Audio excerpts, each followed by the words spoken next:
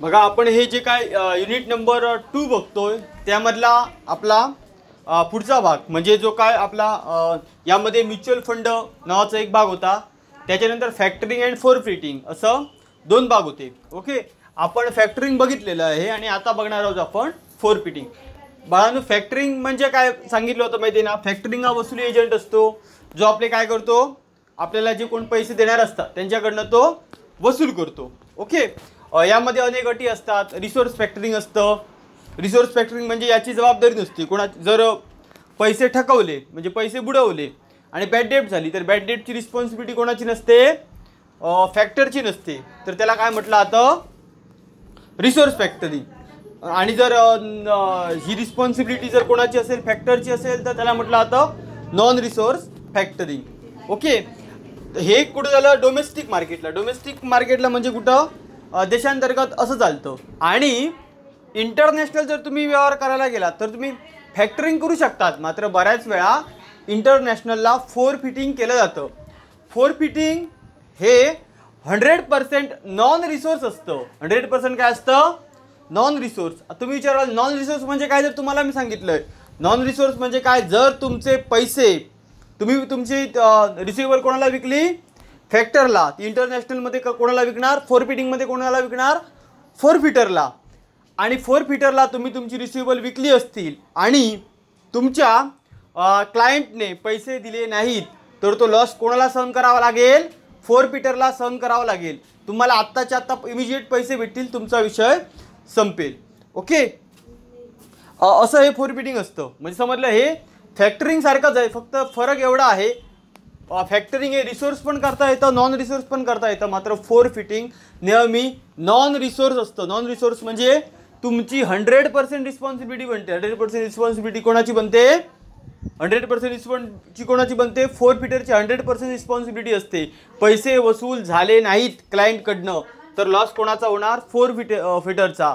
याचा काही कोणाचा लॉस होणार नाही, जो कोण माल विकतो त्याचा काही लॉस होणार नाही. आणि हे इंटरनॅशनल मार्केटमध्ये होतं. कुठं होतं हे, इंटरनॅशनल मार्केटमध्ये होतं, डोमेस्टिकमध्ये नाही. बघा आपण सुरू करूया. बघा, generally there is a delay in the getting payment by the exporter from the importer. Exporter म्हणजे काय, ज्याला माल पाठवला, by the exporter from the. Okay, बघा, ओके, यामध्ये ना एक्सपोर्ट आणि इम्पोर्टर या 2 संकल्पना असतात, त्या लक्षात घेणं खूप महत्त्वाचं आहे. एक्सपोर्ट म्हणजे काय, आपला माल बाहेर पाठवणे, आणि इम्पोर्ट म्हणजे काय, बाहेरचा माल आपल्याकडे मागवणे. कसं होतं सांगा, बऱ्याच वेळा आपण जर आपला माल बाहेर पाठवला म्हणजे आपण आपला माल काय केला, एक्सपोर्ट केला. ओके, तर जो कोण आपला इम्पोर्टर असतो, ज्याने आपला माल घेतला, त्याने काय करायला पाहिजे, एक्सपोर्ट म्हणजे काय, ज्याने माल काय केला आहे, आपला बाहेर पाठवला आहे. ओके, त्याला पैसे भेटले पाहिजे ना इम्पोर्टवाल्याकडनं, ज्याने माल विकत घेतला तो. पण बऱ्याच वेळा यात काय होतं, पेमेंटमध्ये डिले होतं, उधारीवर माल विकावे लागतात. देशांतर्गत आपण व्यापार करतो ना, आपण माल विकला तर त्याला आपण काय म्हणतो, सेल्स म्हणतो. तर विदेशात पाठवला तर त्याला काय म्हणतो आपण, एक्सपोर्ट म्हणतो. आणि माल जर तुम्ही एक्सपोर्ट केला, माल तुम्ही बाहेरच्या देशांना पाठवला तर तुम्हाला पैसे यायला पाहिजेत ना, मात्र हे पैसे बऱ्याच वेळा देताना डिले होतो. त्यामुळे दिस मेक, बघा पेन वापरतो, this make it difficult for the exporter to the expand export business. त्यामुळे त्याचा जो काय एक्सपोर्ट बिझनेस आहे माल पाठवायचा, तो त्याला मोठा करायला प्रॉब्लेम येतात. However for getting immediate payment, कारण त्याला आपल्याला काय immediate payment, however for the getting immediate payment the concept of forfeiting shall come to the help of exporter. त्यामुळे ही forfeiting कन्सेप्ट आली एक्सपोर्टरला हेल्प करायला. The concept of forfeiting was the originally developed to the finance German export to the eastern bloc countries. ही इकडे German export to eastern bloc country, German एक्सपोर्टवाले होते ते eastern bloc कंट्रीचा माल विकायचे, तिकडे ही कन्सेप्ट आली.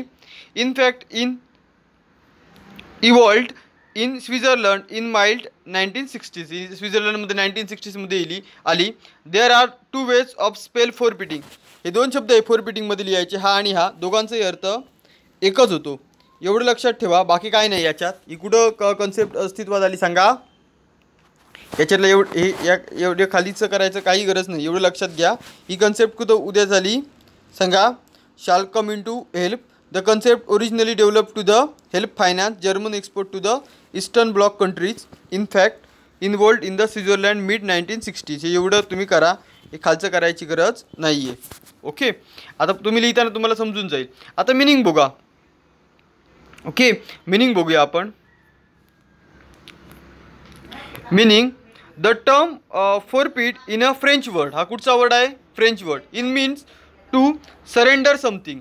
याचा अर्थ काय? फ्रेंच वर्ड आहे फोरफीट, आणि फोरफीटचा अर्थ काय? Surrender something or give up one's right. आपले राईट देणे.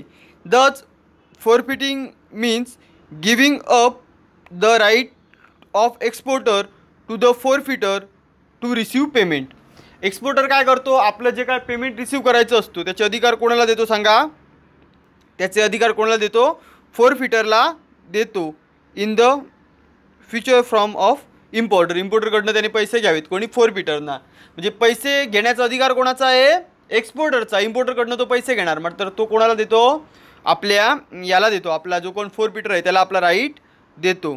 Okay, that allow exporter to get immediately cash and relieve from the risk by selling their receivable on a without resource basis.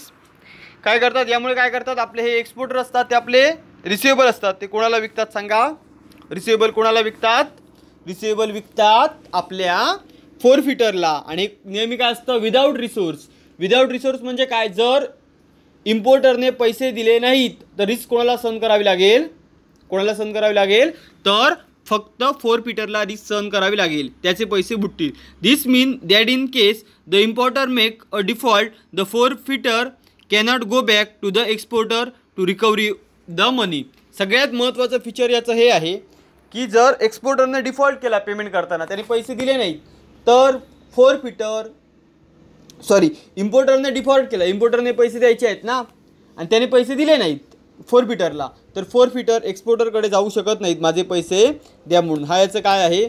महत्त्वाचं features आहे. Next लेक्चरला आपण काय बघूया? यामध्ये कुठकुठच्या parties असतात आणि महत्त्वाचं म्हणजे कुठकुठच्या पार्टीज असतात ते बघायचे आपल्याला, आणि याचे कॅरेक्टरिस्टिक बघायचे आहेत. हा लेक्चर इकडे थांबूया. एवढं लक्षात घ्या. इकडे कोण असतं सांगा? इंटरनॅशनल मार्केटमध्ये होतं. इकडे फोरफिटिंग आहे. फोरफिटिंगमध्ये एक्सपोर्टर आणि इम्पोर्टर असं म्हटलं आता, बायर अँड सेलर म्हटलं जात नाहीत. एक्सपोर्टर आपला माल विकतो आणि इम्पोर्टर पैसे देणे असतो, म्हणून मध्यस्थ म्हणून कोणाला ठेवतात? फोरफिटर ठेवतात. आणि फोरफिटरचा करार झाला आणि ते लगेच काय करतो? तुमचा फोरफिटर असतो तो लगेच पैसे कोणाला देतो? एक्सपोर्टरला पैसे देतो. बाबा पैसे घे. एक्सपोर्टरला पैसे भेटतात, त्याचा विषय संपतो. मग व्यवहार फक्त दोन व्यक्तींमध्ये राहतो, फोरफिटर अँड इम्पोर्टर. जर इम्पोर्टरने फोरफिटरला पैसे दिले नाहीत तर लॉस कोणाचा होणार? फोरफिटरचा. तो याच्याकडे जाऊ शकत नाही एक्सपोर्टरकडे की अरे त्याने माझे पैसे दिले नाहीत तू दे, असं तो सांगू शकत नाहीत. हे याचं काय आहे? वैशिष्ट्य आहे. हा लेक्चर आपण इकडे थांबूया. नेक्स्ट लेक्चरमध्ये आपण कॅरेक्टरिस्टिक बघूया, त्याच्यामुळे आपल्याला हीच कन्सेप्ट अधिक चांगल्या प्रकारे समजेल. हा लेक्चर इकडेच थांबूया.